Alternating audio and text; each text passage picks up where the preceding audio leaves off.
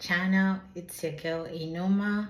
Hope you all are doing great. Hope you're having a great and wonderful weekend. I am, and I hope you're doing the same as well. So welcome back again to my channel.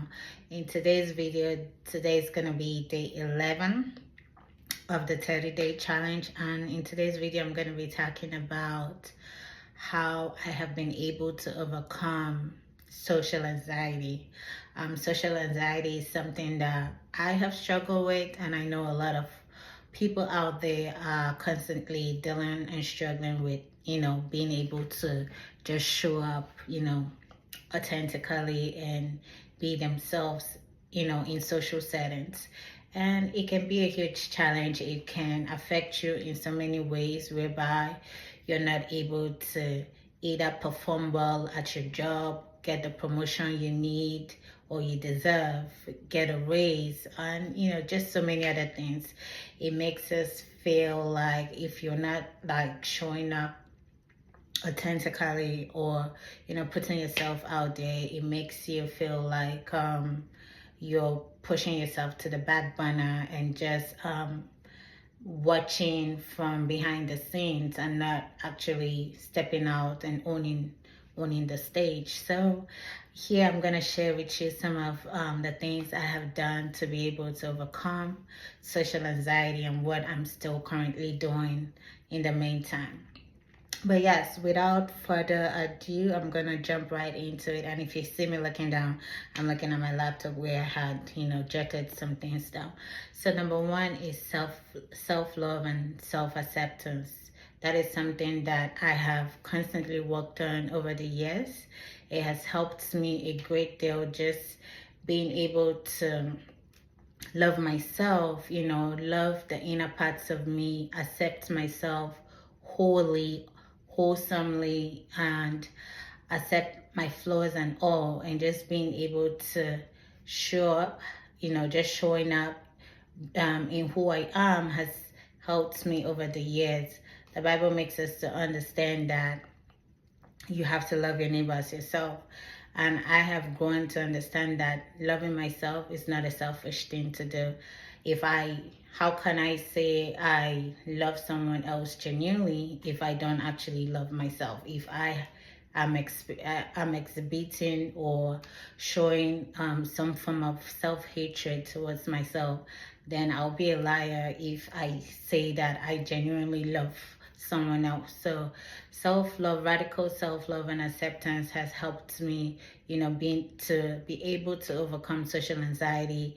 I'm able to love on the hidden parts of me, the parts of me where I don't feel comfortable sharing or exposing.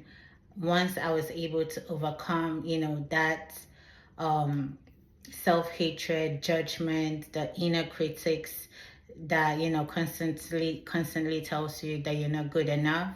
Once I was able to overcome that and just be able to just love on myself, I saw myself blossoming and just showing up in social settings and just owning the room.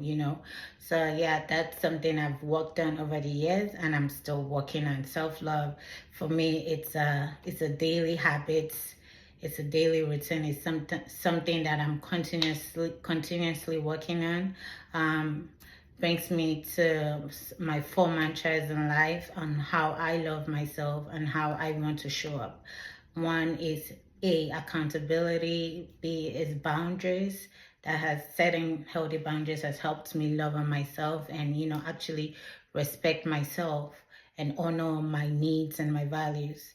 C is being consistent and just being committed to who I am, what I believe in, my purpose in life, and just, showing up on a consistent basis.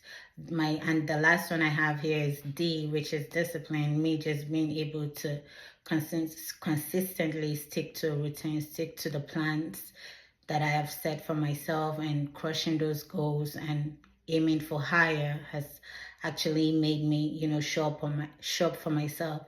One of my mentors, I remember a few months ago, was telling us that, in a Zoom meeting, just telling us that the way we're able to show up for ourselves on a daily and, consistent basis is a great determination, or is a great determinant of how much we actually love and respect ourselves. And that was a huge wake-up call for me. I was like, I never actually looked at it that way, but in hindsight, it actually made a lot of sense. So moving on, the second point I have here is, showing up. I already mentioned that, being disciplined and pushing myself even when I don't feel like it, and not allowing my emotions, my moods or feelings to dictate how I move or how I decide to show up in the world.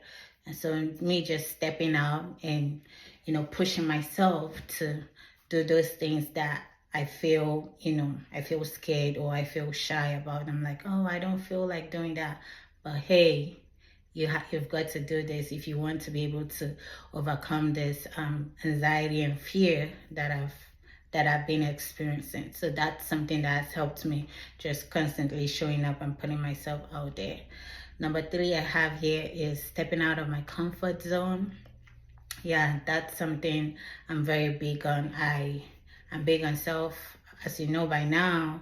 I'm big on self growth and development. A constant, go-getter. So something I know that has helped me over time to be able to overcome this anxiety is just pushing myself. So doing those hard things, doing the things that I'm scared of, just pushing myself. I'm like, okay, if I cross this off my checklist, what is the next thing? So I'm constantly looking to push myself higher to the next thing, and after, as I'm crushing them, I'm moving on to the next thing. So just make that constant push has helped me to, be able to come out from my shell and just come out there and do things that even my 10 years prior, I would never have believed, that I would be able to achieve those things. So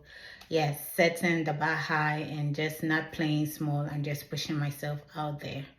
Another thing that has helped me over time, to be able to overcome social anxiety is basically building my self-confidence. And one of the ways that I have been able to build self-confidence over time is basically me healing those childhood traumas.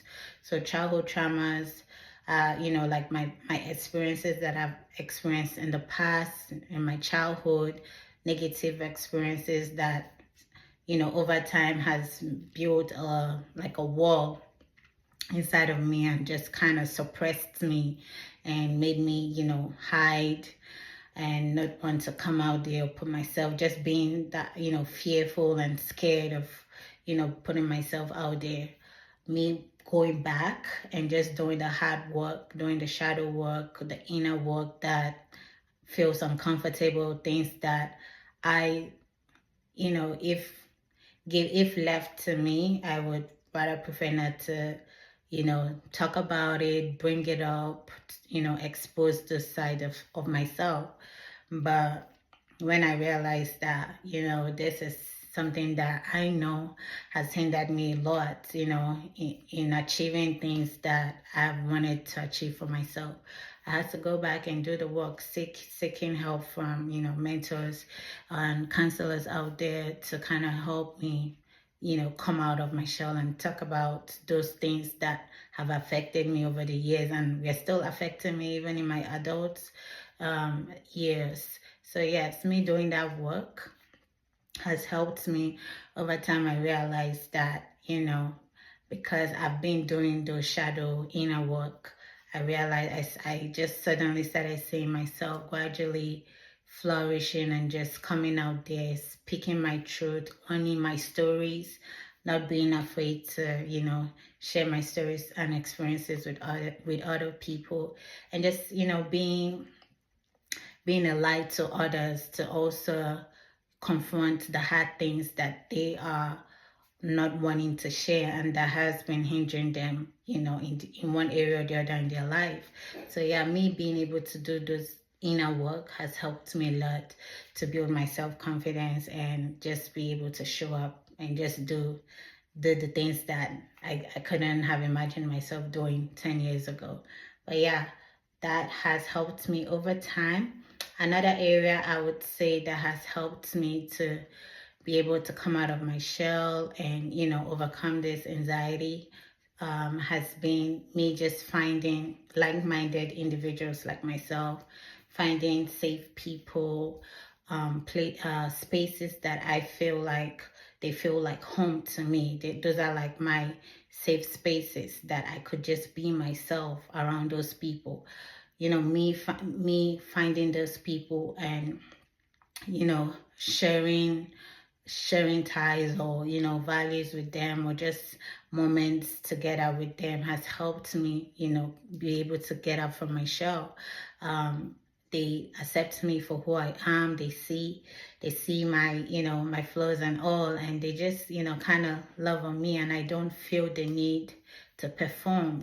I can just be myself and just be free like a bird and just blossom in those spaces. So me being conscious of finding those safe spaces for me and people that feel like home, and just putting myself around them, spending more time with them, has helped me like to open up and be able to overcome some anxiety. So yeah, I'm gonna end this video here. I have more to share with you all, but I'm gonna be doing a part 2 of this video later tomorrow, and I'll give you more tips and ways that I've been able to overcome social anxiety. So don't go nowhere, stay tuned, and watch out for my video tomorrow on the part 2 of how I overcame social anxiety. Hope you enjoyed this video, and I would love to see you on my next video. Take care and have a good one. Bye bye.